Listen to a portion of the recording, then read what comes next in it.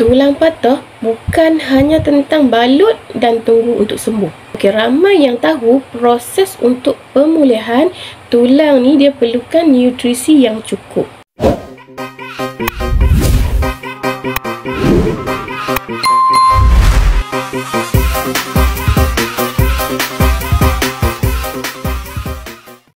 Dalam video kali ini saya akan kongsikan bagaimana set premium semula jadi ni dia bantu untuk tulang patah tu sembuh dengan lebih cepat, kuat, padat dan elak daripada komplikasi jangka panjang. Antara masalah yang biasa bila tulang patah ni, dia akan rasa sakit yang berpanjangan walaupun lepas kita dah balut, rasa sakit tu tetap ada. Luka jadi lambat sembuh, ambil masa yang sangat lama untuk sembuhkan luka.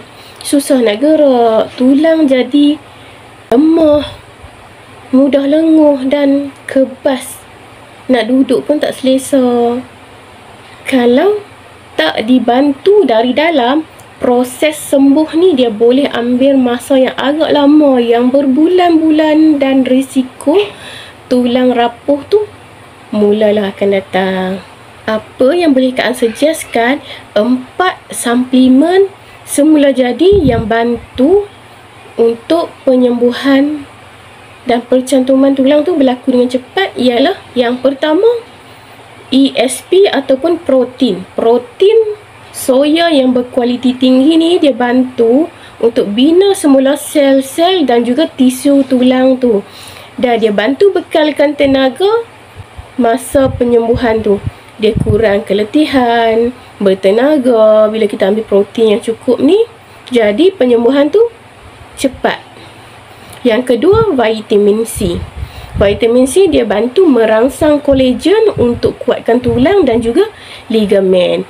Dia bantu untuk baiki tisu-tisu yang rosak dan tingkatkan imun. Juga elak daripada kena jangkitan. Dan dia juga antioksidan yang kuat, bantu untuk melawan keradangan. Dan yang ketiga ialah pil kalsium dan juga magnesium yang lengkap dengan vitamin D, di mana dia bantu untuk bina struktur tulang yang baru. Dia elak daripada rasa kekejangan, lenguh-lenguh badan, kebas-kebas kaki, lenguh-lenguh sendi. Dan dia bantu tidur lena dan pulih lebih cepat. Dan yang keempat, polyphenol, iaitu premium produk. Dia bantu untuk pulihkan sel yang rosak dari dalam.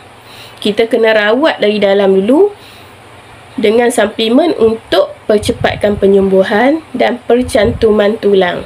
Dia kurangkan keradangan dan juga bantu untuk penyembuhan. Okey, gabungan ini bukan ubat tapi proses semula jadi badan, bantu pulih dengan lebih cepat dan juga efektif.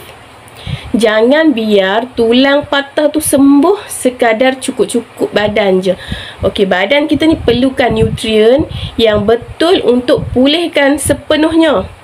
Elak daripada sakit tu berulang dan pastikan tulang tu kuat, padat macam asal. Kalau nak dapatkan set tulang patah premium ni, bolehlah klik di bahagian description ataupun bolehlah hubungi saya di 018 4076 049. Saya akan beri konsultasi cara pengambilan yang betul dan berkesan. Jangan lupa like dan subscribe channel ni, share banyak-banyak supaya bermanfaat.